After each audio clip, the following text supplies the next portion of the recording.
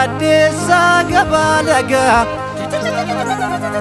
Gosuula galeemmanii Laakiin nurraa dhoowwadhaa joortuun ilma keessanii Fagaadhee buluu mannaa Fagaadhee buluu wayyaa jedhee geerara dhiirri qabsootti jiru Yaasa hundee garbummaa mogolee dhahee jiru Yaa qambarrii gambeellaa Ottuu gaara buttutti Akkas kunoo gurbaa Kam gabbarree dandeenya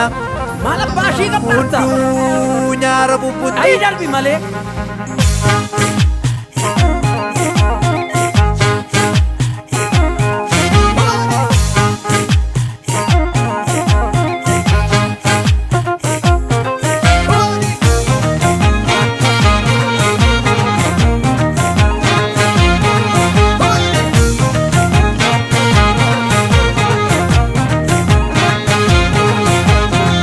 Malima maldamani darbangoni kale Malima maldamani darbangoni kale Beekan kan dabe qajeelcha hin qabnu wal malee Inokkoliin tapha cinaacha yoo dubbiin si galee Malima maldamani darbangoni kale Beekan kan dabe qajeelcha hin qabnu wal malee Inokkoliin tapha cinaacha yoo dubbiin si galee Aho ahehe ya gantu goti burre wa bongo tabiya gurgurre Aho ahehe ya gantu goti burre tudi go tabiya gurgurre Bela te bunde sine wa bongo tabiya gurgurre Irbu gaban gesine Nuti go tabiya gurgurre Kayo dumbu sakenne wa bongo tabiya gurgurre Imana sabangenne Nuti go tabiya gurgurre Wabongo tabiya gurgurre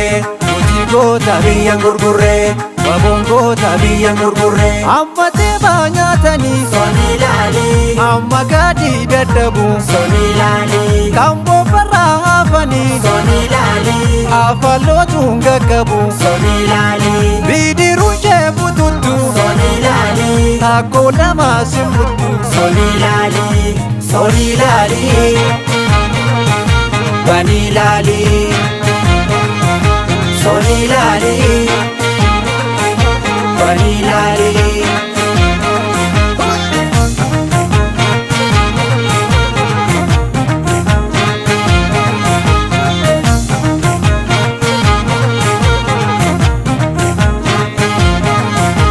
Aho ahehe ya gantu goti burre Wabongo tabiya gurgurre Aho ahehe ya gantu goti burre Tudi go tabiya gurgurre Bela te bunde sine wa bongo tabiya gurgurre Irbu gaban gesine Nuti go tabiya gurgurre Kayo dumbu sakenne wa bongo tabiya gurgurre Imana sabangenne Nuti go tabiya gurgurre Wabongo tabiya gurgurre Utigo tabiya gurgurre Wabongo tabiya gurgurre Odaan keenya leeshanii Soni laali Shaananuu hundeen tokko Soni laali Oromoon lamaan jiru Soni laali Gaafa gammachuuf rakkoo Soni laali Qabsoon keenya bakkalcha Soni laali Waaqoo guutuun nu dalcha Soni laali Soni laali Bani laali Soni laali Bani laali